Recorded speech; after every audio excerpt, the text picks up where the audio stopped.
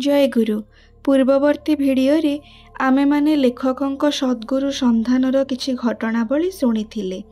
आसंतु आज शुणिबा लेखक किपरि सद्गुरुंको सन्धानर क्रमन्वय परिशेष श्री श्री ठाकुरंको जीवनर कांडारी रूपरे पाई पारिले तार अमीय कथा। भगवानकर कथा मने हेले ही काहींकि मु जाने ना मने हेउथाए भगवान से तो दयार सागर सर्वगुणाकार, किंतु मोर अज्ञात वशतः वास्तव क्षेत्र रे केउठी तांकर दयार निदर्शन देखिबाकू पाउ नथिली। समाजरे देखुथिली अर्थवान धनवान घरे खूब आडंबर सहकारे पूजा हुए। पुरोहित ठीक समय मुताबक जाई पूजा करती, किंतु गरीब घरे देवता पूजार लग्न गड़ीगले मध्य पुरोहितर देखा नाही।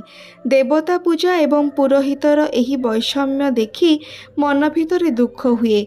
अर्थवान दामी मठालुगा पिंधि मूर्तिमान भक्त साजी देवता मंदिरे पुरोहित पाखरे विराजमान, गरीब छिंडालुगा पिंधि गृह देवतांको गृहे रखी पुरोहित खोजिबारे द्वारे द्वारे घूरी बुलुछंती।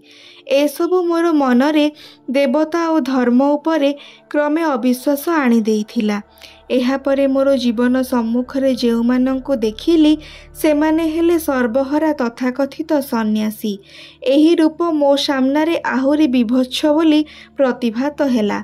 शुष्क काष्ठ परी मायाहीन एही सन्यासी, एहा भितरे सेही परम दयाल ईश्वर काहीं तार सेही रसघन रूप। एसबु किछि भितरे सर्वप्रथम देखिथिबा द्वितीय सन्यासी मो पाखरे आनीदेला किछि अमृतर संधान। से कहिले, माँ मोर सर्वव्यापी, काहाकू बाद दे साधना हुए नाही। सेही नवीन सन्यासी मुखर कथा मते खूब भल लागिथिला। इतिमध्यरे दर्शन पाइली जणे फकीरंकर। से एकुटिया थाए, निजे निजे सबुबेले कौन बकी जाए।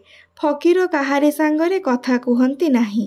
क्रमे क्रमे चारिआडे प्रचार हेला एही फकीर बाक्सिद्ध। बहुत लोक आसी भिड़ हेबाकू लागिले। धीरे धीरे ताहा भितरे अनेक शिष्य होई पड़िले। किछि दिन परे लक्ष्य कली सेठारे गोटिए जिनिस प्रचुर परिमाणरे व्यवहृत हेबाकू लागिला। ताहा आउ किछि नुहे, गंजा। समस्ते सबुबेले सेठारे रही गंजा टाणु थांती। आउ सेही फकीर साहेब जे कि सबुबेले अपरिष्कार अपरिच्छन्न लुगा पिंधि थांती, गाधंती नाही, अपरिष्कार देह, पाखरे गले दुर्गंध आसे। मु मने मने भाबे ए कि तपस्या। भगवान से तो चिर सुंदर, सत्यम शिवम सुंदरम जहाँकर नाम, ताहा भितरे एकी असत्य असुंदर। तांको भक्तर काहेंकी एही विवच्छ रूप। गुड़ाए दाढ़ी जटाजुट रहिछि। भगवानंको पाइबाकू हेले जदि एपरि अपरिच्छन्न साजिबाकू हुए, गंजा खाइबाकू हुए, लोक सांगरे स्वाभाविक कथा न कहिबाकू हुए, मोर सेतेबेलर क्षुद्र बुद्धिरे ईश्वरंको पाइबा पई एक रुच्छ साधनार कारण खोजी पाइली नाही। भगवान कथा कहिबा संगे संगे अंतर भितरे जो सुंदर और सात्विक भाव जाग्रत होई उठे, एही फकीरंकु देखि काहे मन भितरे सेही भाव तो जाग्रत हुए नाही। आहुरी भय लागे ए जीवन कथा चिंता कले। एहापरे बहु मठ मंदिर को मु जीवाकू आरंभ करिली। सबु स्थान रे ऊपर सजाणिया गोटिए जिनिस भितर खोजिबाकू जाई जहा किछि देखिबाकू पाए, सेथिरे अंतररे आसे अतृप्त दुख। एहार बहुदिन परे भगवान श्री श्री रामकृष्णंकर विस्तारित जीवन कहानी जानिबार सौभाग्य हेला। आनंद लागिला जे से निजे परमहंस हेबा सत्वे काहाको बाद दे साधना करि नाहांती। संसारर समस्तंकु नै सबु धर्म भितरे जे जेउ पथरे साधना करुछि सबु किछि को स्वीकार करी मनुष्य सम्मुखरे उपस्थापित कले सत्य शिव सुंदरर अपूर्व रूप। करुणामय ईश्वरंकर दया एही पृथ्वी आगरे रखिले। मोर अंतर भितर नाची उठी केही जेपरि कही उठिला, एही तो सेही जे कि सबकिछिर चरम समाधान। श्री रामकृष्ण परमहंस हेबा सत्वे ଶକ୍ତିରୂପିଣୀ ମା ଶାରଦା ଦେବୀଙ୍କୁ କେବେ ଛାଡ଼ି ନଥିଲେ, ବାଦ୍ ଦେଇ ନଥିଲେ ଭଣଜା ହୃଦୟ, ଭାଣିଜୀ ଲକ୍ଷ୍ମୀ, ମାତା, ଜ୍ୟେଷ୍ଠ ଭ୍ରାତା, ଆତ୍ମୀୟ କାହାକୁ ମଧ୍ୟ। ପୁରୁଷୋତ୍ତମ ଶ୍ରୀ ଶ୍ରୀ ରାମକୃଷ୍ଣଙ୍କୁ ମନେ ମନେ ମୁଣ୍ଡରେ ରଖି ଚେଷ୍ଟା କରିବାକୁ ଲାଗିଲି। ତାଙ୍କୁ ହିଁ ଅନୁସରଣ କରିବା ପାଇଁ ମନେ ମନେ ଚିନ୍ତା କରିବାକୁ ଲାଗିଲି। ହେ ଠାକୁର, ତୁମେ ତ କହିଛ ତୁମେ ଆସିବ, ଆଉ ଥରେ ଆସିବ, ଐଶାନ୍ୟ କୋଣରେ ଜନ୍ମ ନେବ। ମୁଁ ଏହି ଧରାଧାମରେ ଦେହ ଧାରଣ କରିବା ପୂର୍ବରୁ ତୁମେ ସମ୍ବରଣ କରିଛ ତବ ନରଲୀଳା, କିନ୍ତୁ ଆସିବ କହିଯାଇଛ। କାହିଁ, କେବେ ଆସିବ? ମୋର ଏହି ଜୀବନ ଥାଉ ଥାଉ ପାଇବି କ'ଣ ତୁମରି ଦର୍ଶନ? ପାରିବି କି ତୁମକୁ ଅନୁସରଣ କରି? ମୋର କର୍ଣ୍ଣ କ'ଣ ଶୁଣିବ ତୁମର ସେହି ମଧୁର ଅମୃତମୟ କଣ୍ଠସ୍ୱର? ପାଇବି କ'ଣ ତୁମର ସେହି ମଧୁର ଅପୂର୍ବ ବାଣୀ? ଶ୍ରୀ ଶ୍ରୀ ଠାକୁର ରାମକୃଷ୍ଣଙ୍କ କଥା ମନେ ହେବା ସଙ୍ଗେ ସଙ୍ଗେ ମନେ ପଡ଼ିଯାଏ ତାଙ୍କ ପୂର୍ବଜନ୍ମର ଇତିହାସ। ଯେତେବେଳେ ସେ ଆସିଥିଲେ ଶ୍ରୀ ଚୈତନ୍ୟ ରୂପେ, ସର୍ବତ୍ୟାଗୀ ସନ୍ନ୍ୟାସୀ ନୀଳାଚଳେ ବସି ନିତ୍ୟାନନ୍ଦକୁ ଆଦେଶ ଦେଲେ ଘର ସଂସାର କରି କିପରି ଧର୍ମଜୀବନ ଯାପନ କରିବାକୁ ହୁଏ ତାହା ଦେଖାଇବା ପାଇଁ। ସେ କହିଲେ, ଈଶ୍ୱର ଲାଭ ପାଇଁ ମୋର ଏ ଜୀବନରେ ଯେଉଁ ସନ୍ନ୍ୟାସ ମୁଁ ଗ୍ରହଣ କରିଛି, ଏହି ସନ୍ନ୍ୟାସ ଗ୍ରହଣର କିଛି ମାତ୍ର ପ୍ରୟୋଜନ ନାହିଁ। ଲୋକରକ୍ଷା ଲାଗି ମୋର ସନ୍ନ୍ୟାସ ଗ୍ରହଣ। ଅଭେଦ ପରମାତ୍ମନେ ପ୍ରଭୁ ନିତ୍ୟାନନ୍ଦକୁ ସ୍ୱୟଂ ମହାପ୍ରଭୁ ପଠାଇଲେ ମନୁଷ୍ୟକୁ ଦେଖାଇବା ପାଇଁ, ବୁଝାଇବା ପାଇଁ କିଛି ଛାଡ଼ି ଧର୍ମ ହୁଏ ନାହିଁ, ବରଂ ସବୁକିଛିକୁ ଖାଣ୍ଟି ଭାବରେ ଧରିବାର ନାମ ହିଁ ଧର୍ମ। ଏହି ଖାଣ୍ଟି ବା ଠିକ୍ ଭାବରେ ଧରିବାକୁ ଗଲେ ସେହି ପଥର ଅନ୍ତରାୟ ଯାହା ତାହାକୁ ନିର୍ବିବାଦରେ ବାଦ୍ ଦେବାକୁ ହୁଏ ଇଷ୍ଟ ନିର୍ଦ୍ଦେଶ। ଇଷ୍ଟ ହିଁ ହେଉଛନ୍ତି ମୂଳ କଥା। ଇଷ୍ଟ ବା ଗୁରୁ ବିନା କୌଣସି ପଥ ନାହିଁ ଆତ୍ମ ଉପଲବ୍ଧି ବା ଈଶ୍ୱରତ୍ୱ ଲାଭର। ଶ୍ରୀରାମଚନ୍ଦ୍ର, ମହମ୍ମଦ, ଯୀଶୁ, ବୁଦ୍ଧ କାହାରି ସହିତ କାହାରି ପ୍ରଭେଦ ନାହିଁ। ଯେତେ କିଛି ଭେଦାଭେଦ ସୃଷ୍ଟି ହୋଇଛି, ଏହି ଭଗବାନ ଯେତେବେଳେ ପୃଥିବୀରେ ଆବିର୍ଭୂତ ହୋଇଛନ୍ତି, ସେମାନଙ୍କ ତିରୋଧାନ ପରେ ଶିଷ୍ୟମାନଙ୍କର ଗଢ଼ିଥିବା ସମ୍ପ୍ରଦାୟ ଭିତରେ କାହାକୁ କେତେବେଳେ ହେଲେ ଈଶ୍ୱରତ୍ୱ ଲାଭ କରାଇ ଦେଇପାରେ ନାହିଁ ସ୍ୱୟଂ ସ୍ୱୟମ୍ଭୁ ମାଲିକ ବ୍ୟତୀତ। ପୃଥିବୀରେ ଦେଖାଯାଇଛି ଏକ ଭଗବାନ ବହୁ ରୂପେ ଯୁଗେ ଯୁଗେ ଅବତୀର୍ଣ୍ଣ ହୋଇଛନ୍ତି ଧରାଧାମରେ। ଆଉ ସେହି ବହୁ ରୂପ ସଙ୍ଗେ ଯୁକ୍ତ ହୋଇଥିବା ଶିଷ୍ୟମାନେ କେହି କାହାକୁ ନ ମାନି ସ୍ୱୟଂ ଈଶ୍ୱରଙ୍କୁ ଭୁଲି, ଗୁରୁଙ୍କୁ ଭୁଲି ସର୍ବଶେଷରେ ଆତ୍ମପ୍ରତିଷ୍ଠା ପାଇଁ ବ୍ୟର୍ଥ ଚେଷ୍ଟାରେ ବ୍ରତୀ ହୋଇଛନ୍ତି। ଏହାର ନାମ ଧର୍ମର ଗ୍ଲାନି, ସମାଜର ପାପ। ଯାହା ହେଉ, ଚିନ୍ତିତ ଶ୍ରାନ୍ତ ମନ ନେଇ ବିଭିନ୍ନ ଧର୍ମ ପୁସ୍ତକ ପାଠ କରିବାକୁ ଆରମ୍ଭ କରିଲି। ବିଭିନ୍ନ ମତ ପଥର ବହି ପଢ଼ି ଆହୁରି ଜଟିଳତା ବୃଦ୍ଧି ହେବାକୁ ଲାଗିଲା। ବହୁ ଧର୍ମ ପୁସ୍ତକ ଓ ସାଧୁ ସନ୍ନ୍ୟାସୀ ପଛରେ ବୁଲି ଧର୍ମର ସତ୍ୟତାର ରୂପ ଜାଣିବା ପାଇଁ ବହୁ କିଛି ଅନ୍ୱେଷଣ କରି ଶ୍ରାନ୍ତ କ୍ଳାନ୍ତ ହୋଇପଡ଼ିଛି। ଠିକ୍ ସେହି ସମୟରେ ଖୋଜି ଚାଲିଥିଲି ଯାହାଙ୍କୁ ସେହି ଜୀବନ ଦେବତା ଇଷ୍ଟ ରୂପେ କେତେବେଳେ କେଉଁ ଫାଙ୍କ ଦେଇ ଆସି ଉପସ୍ଥିତ ହେଲେ ମୋ ଜୀବନରେ ତାହା ଜାଣିପାରିଲି ନାହିଁ। ଅନାଡ଼ମ୍ବର ଭାବରେ, ଅତି ସହଜରେ ଏହାରି ପାଇଁ ଭକ୍ତ ସାଧକ ଲେଖିଛନ୍ତି, ଇଷ୍ଟ ତଥା ଈଶ୍ୱର ସେ ଆସନ୍ତି ତାଙ୍କର ଯେତେବେଳେ ଖୁସି ଆମ ଜୀବନର ଶୁଭ ଲଗ୍ନ ଧରି, କିନ୍ତୁ ସେ ଖବର ଆମର ଜଣା ନାହିଁ। ତେଣୁ ଶ୍ରୀ ଶ୍ରୀ ଠାକୁର ଉପସ୍ଥିତ ହେଲେ ମୋର ଜୀବନ କାଣ୍ଡାରୀ ହୋଇ ଗୋପନେ ଚୁପିସାରେ ଅନାଡ଼ମ୍ବର ପରିବେଶରେ। କିନ୍ତୁ ସେ ଆସିଲେ କ'ଣ ହେବ? ତାଙ୍କୁ ଯେ ବିଶ୍ୱାସ ହୁଏ ନା, ସେ କି ଉତ୍କଣ୍ଠା ମନ ଭିତରେ। ଶ୍ରୀ ଶ୍ରୀ ଠାକୁର ଅନୁକୂଳଚନ୍ଦ୍ର ଯାହାଙ୍କୁ ଗୁରୁ ରୂପେ ପାଇଲି, ସେ ଯେ ଜଣେ ସଂସାରୀ ମନୁଷ୍ୟ, ଚିରାଚରିତ ପ୍ରଥାର ଏକବାରେ ବିପରୀତ। କେତେ ଆଶା, କେତେ ସ୍ୱପ୍ନ ସବୁକୁ ଗୋଳମାଳ କରିଦେଇ ମୁଁ କ'ଣ କଲି?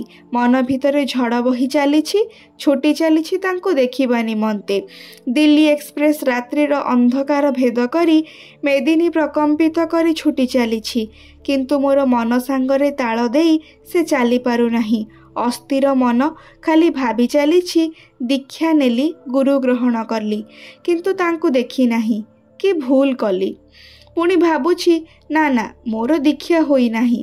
ଏତେ ଦିନ ଯାହାକୁ ଖୋଜି ଚାଲିଛି, ଏତେ ସହଜରେ କ'ଣ ସେ ଚାଲି ଆସିଲେ ମୋର ଜୀବନକୁ?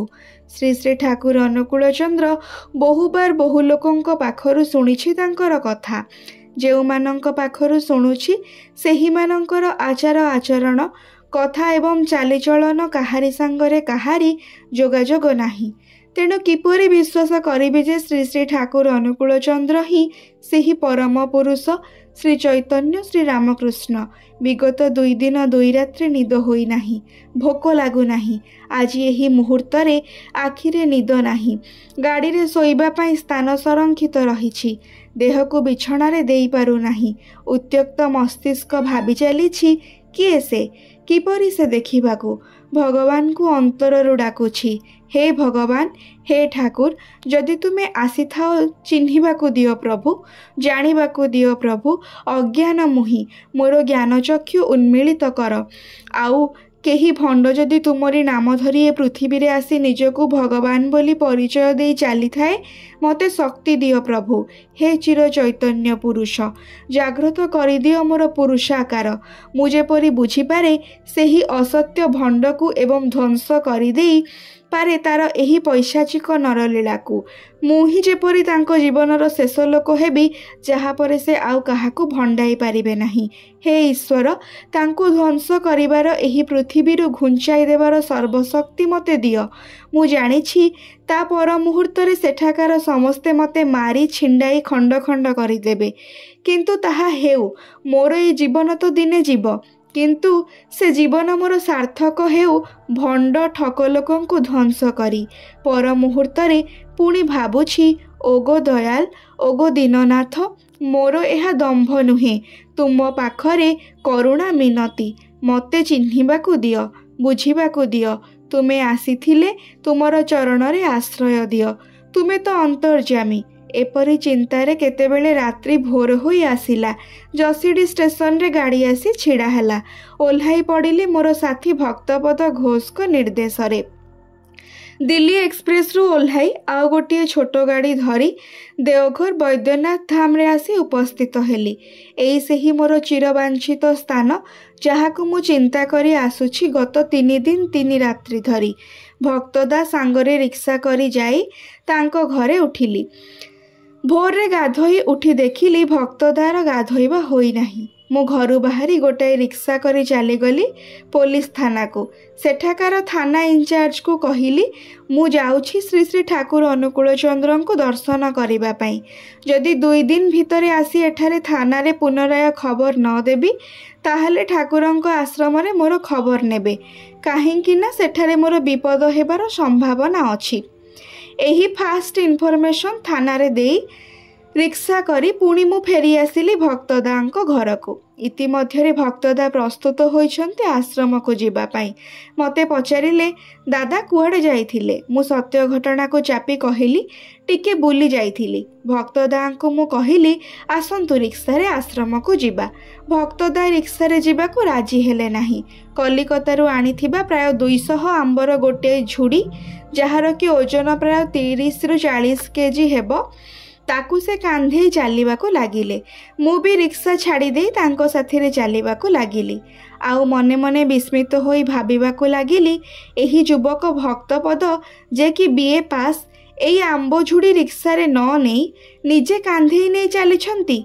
स्नात होई शुद्धाचार रे पूर्वरु देखिथिली घरे आंब गुड़िक गोटी गोटी करी धौछंती स्वामी स्त्री मिसी। किए ही ठाकुर अनुकूल चंद्र, जहाकू एमाने एते निष्ठा सहकारे भक्ति करुछंती। पुणी भाबिबाकू लागिली, ना ना, मु प्रभावित हेबी नाही। आज पाई एतिकी। परवर्ती भिडियो रे लेखकंकर ठाकुर दर्शनर दुर्लभ मुहूर्त गुड़िकर विषय रे सुनिबा। जय गुरु।